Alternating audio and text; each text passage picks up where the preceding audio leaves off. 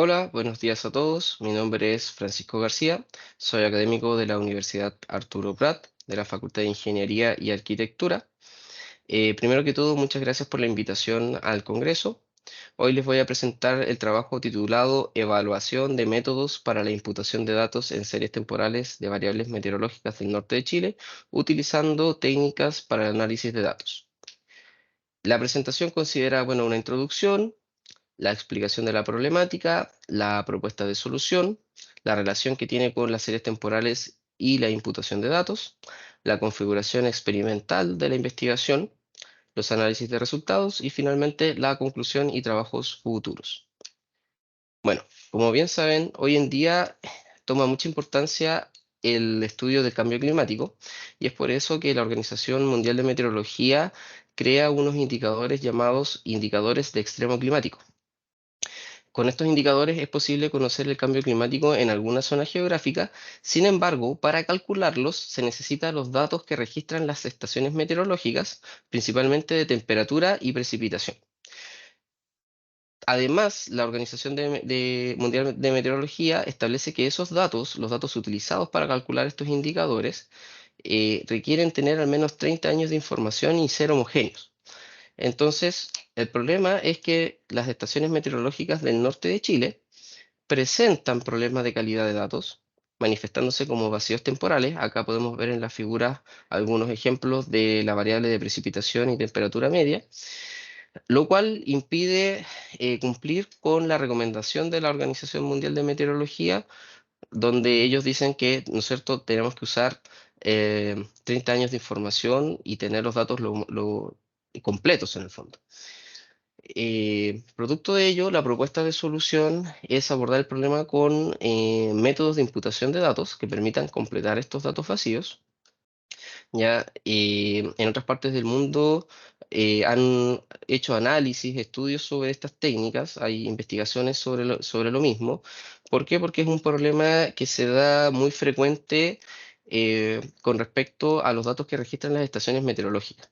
Y eso es porque son máquinas que quedan a la intemperie, muchas veces es difícil hacerles mantención, algún sensor se daña, generando que los datos también no se registren, ¿no es cierto?, y generen estos vacíos temporales. Lo que propone la investigación es evaluar distintos métodos para la imputación de datos en las series temporales, realizando un análisis de error residual y de coeficientes de correlación entre la serie temporal original y una serie temporal rellenada. Ya rellenada, ¿no es cierto?, con un método de imputación de datos que más adelante vamos a explicar. Como bien saben, una serie temporal, ¿no es cierto?, corresponde a una colección de observaciones de una variable, ¿no es cierto?, en la cual es recogida secuencialmente en el tiempo.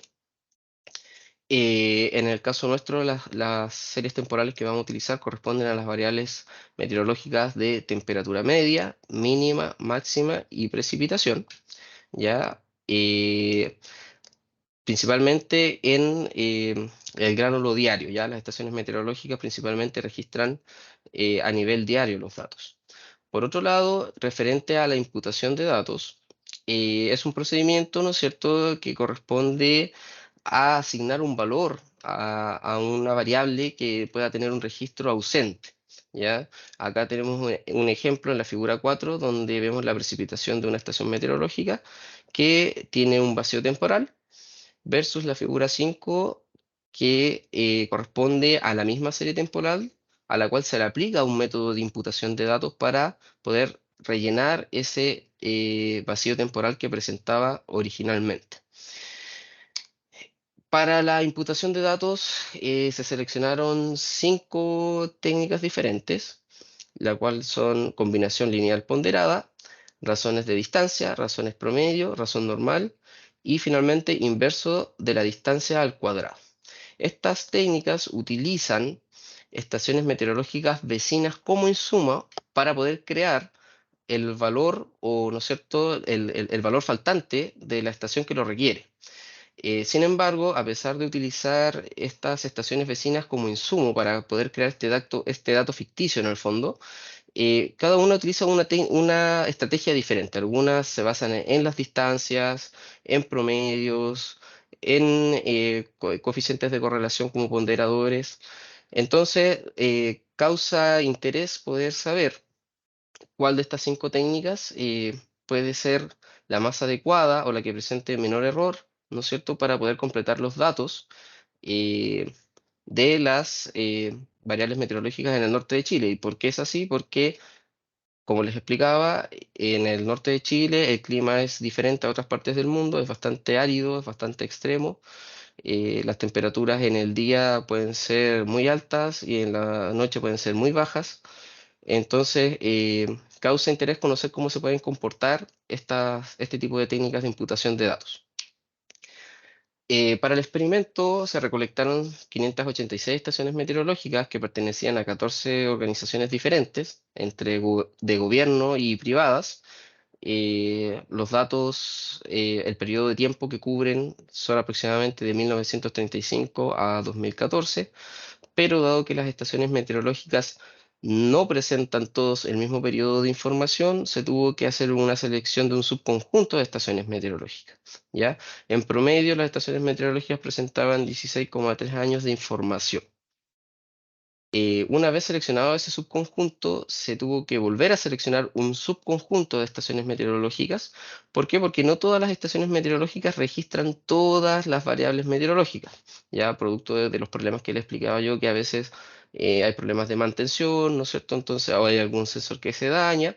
Por lo tanto, se conformaron grupos de estaciones meteorológicas para cada una de las variables, ¿no es cierto? Temperatura media, temperatura mínima, temperatura máxima y precipitación. Cada una de esas variables se seleccionó un grupo de estaciones meteorológicas y se aplicaron pruebas de normalidad para conocer la distribución de los datos, lo cual nos permite seleccionar un coeficiente de correlación sobre el cual tomar decisiones, ¿no es cierto? Ya que posteriormente se hace un cálculo de matriz de correlación, lo cual nos permite identificar cuáles estaciones meteorológicas pueden ser estaciones vecinas a utilizar para rellenar alguna estación meteorológica dentro del mismo grupo.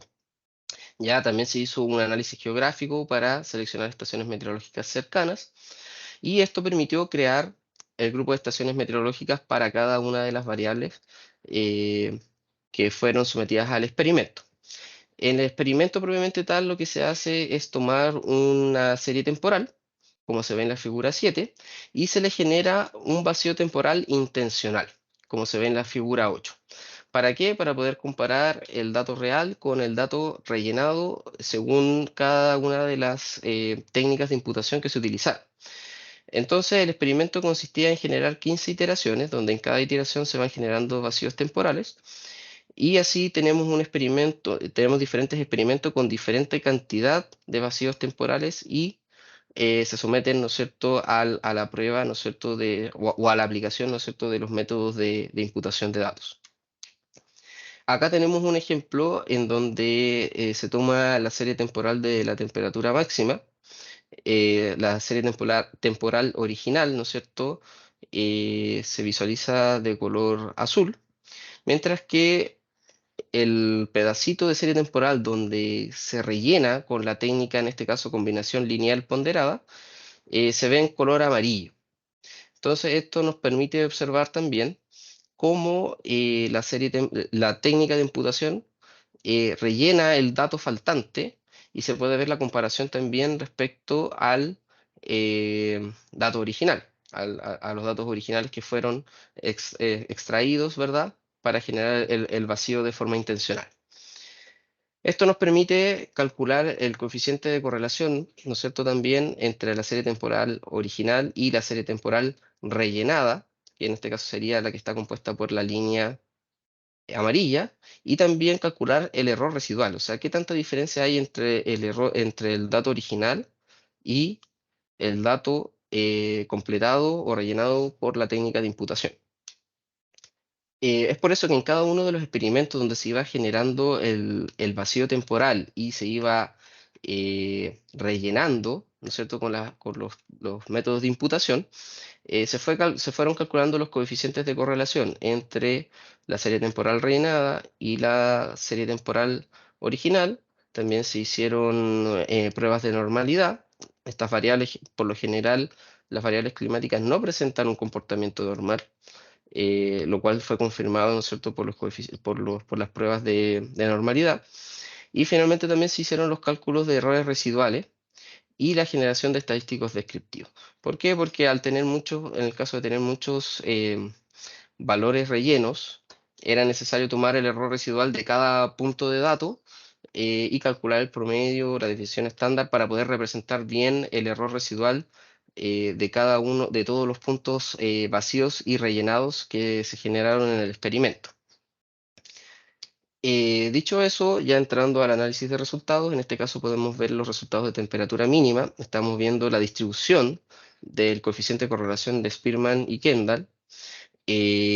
Podemos observar que la distribución de los experimentos para cada una de las técnicas, ¿no es cierto?, CLP y DC, es similar. Sin embargo, los que presentan mejores correlaciones, ¿no es cierto?, son CLP, ¿no es cierto?, IDC también, y RD, y lo mismo ocurre con el coeficiente de correlación Kendall. Acá también podemos observar ya el error residual propiamente tal. En la figura 13 podemos ver el error residual promedio, ¿no es cierto?, obtenido en cada uno de los experimentos que fueron generando vacíos temporales, ¿no es cierto? Entonces tenemos, por ejemplo, el resultado cuando se generan 10 vacíos temporales, 11 vacíos temporales, 12 y hasta 15.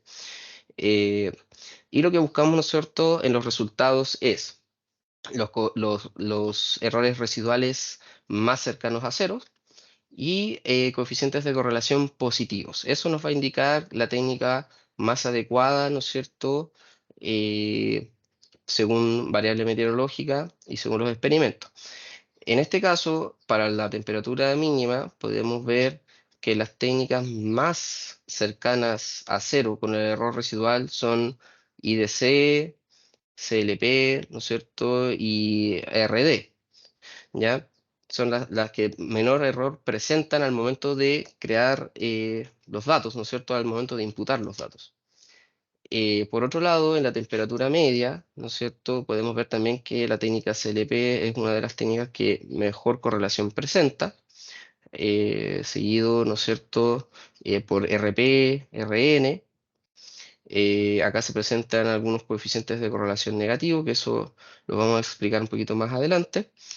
En este caso, al analizar los errores residuales de temperatura media, se puede ver que en la figura 17 la técnica RN y CLP son las que menor error presentan, ya siendo las candidatas, digamos, para poder rellenar datos en esta variable. Por otro lado, el mismo análisis se hizo para la temperatura máxima. Podemos ver que también las técnicas que tienen mejor correlación son CLP, IDC y RD, ¿ya? En ambos coeficientes de correlación. Y al analizar el error residual, ¿no es cierto?, podemos ver que lo que está más cercano a cero es la técnica IDC. En ese contexto, ¿no es cierto?, podemos ir viendo también que ahí hay una especie de competencia, ¿no es cierto?, entre RD también. También podemos ver que está ahí RN, ¿ya? Que son las más cercanas a cero. Por lo tanto, las van haciendo las técnicas más candidatas, digamos, a poder rellenar datos con menor error posible. Para el caso de la precipitación, en el norte de Chile la precipitación en la mayor parte del tiempo es cero porque es una zona desértica extrema. eh, por lo tanto, podemos observar que la técnica RN, entre todas las técnicas, presenta ser la de mejor resultado en comparación a las otras. Sin embargo, esto, ¿no es cierto?, se explica y está muy cercano al error residual cero, porque al hacer cero los datos registrados, o sea, cero precipitaciones en la mayor parte del tiempo, genera esta diferencia o casi nada de diferencia, ¿verdad? Entre la técnica, entre la serie temporal rellenada y la serie temporal original. como conclusión, ¿no es cierto?, podemos decir que existen más de un método para la imputación de datos que pueda presentar un error residual cercano a cero y de correlación positiva, que puedan ser utilizadas para este tipo de variables meteorológicas, al menos en el contexto del norte de Chile. Para el caso de la temperatura mínima y temperatura media, ¿no es cierto?, el método más adecuado se vio representado por la técnica CLP, mientras que para la temperatura máxima y la precipitación, las técnicas que mejor presentaron sus resultados fue IDC y RL. Eh, en general, la técnica CLP siempre estaba entre si no era la primera, era la segunda o la tercera mejor entre las técnicas. Por lo tanto, podemos decir que los métodos que utilizan coeficientes de correlación como ponderadores, los métodos de imputación que utilizan los coeficientes de correlación como ponderadores, para el caso del norte de Chile es bastante buena, funcionan bastante bien, exceptuando la precipitación, ¿no es cierto?, que RN era la más adecuada, la técnica de RN era la más adecuada. En el caso de la temperatura máxima, donde la técnica IDC se presenta como mejor método de comparación, ¿no es cierto?, un mejor método que CLP, en el caso de temperatura mínima y media, se atribuye principalmente porque el grupo de estaciones meteorológicas utilizadas para la temperatura máxima se encontraban más cercanas geográficamente. Entonces, en este caso, la técnica de imputación IDC, como se basa en las distancias geográficas, para también hacer el cálculo del dato que se requiere, naturalmente presentó un mejor resultado que SLP, ¿ya? Y eso se atribuye, como les decía, a que las estaciones vecinas utilizadas se encontraban más cercanas geográficamente. La técnica tiene esa característica de utilizar la distancia geográfica como ponderador.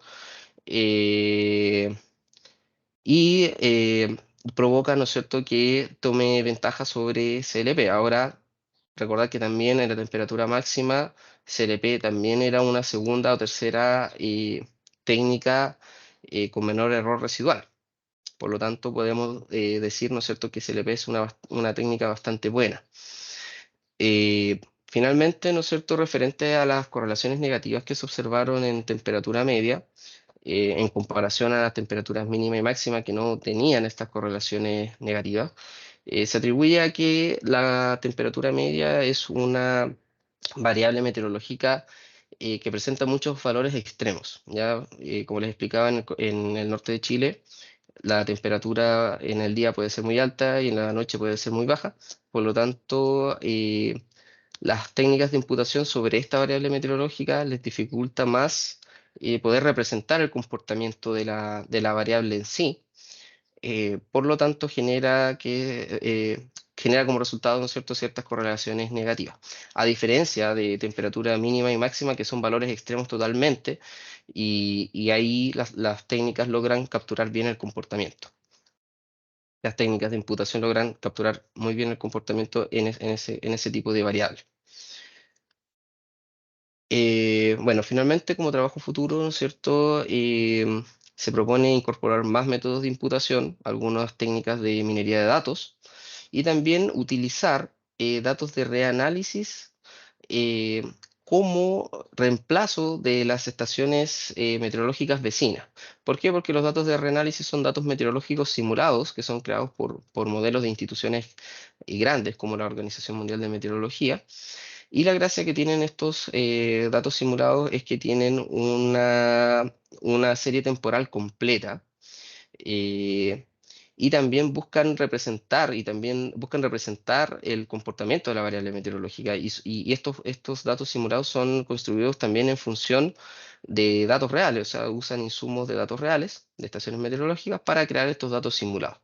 Entonces, se propone realizar el experimento de reemplazar las estaciones meteorológicas vecinas por estos datos simulados como insumo para las técnicas de imputación, para crear finalmente este dato ficticio, ¿no es cierto?, o este dato aproximado que requiere alguna estación meteorológica real. Sería interesante conocer el nivel de error que podría presentar las técnicas al utilizar estos datos como insumo para ello.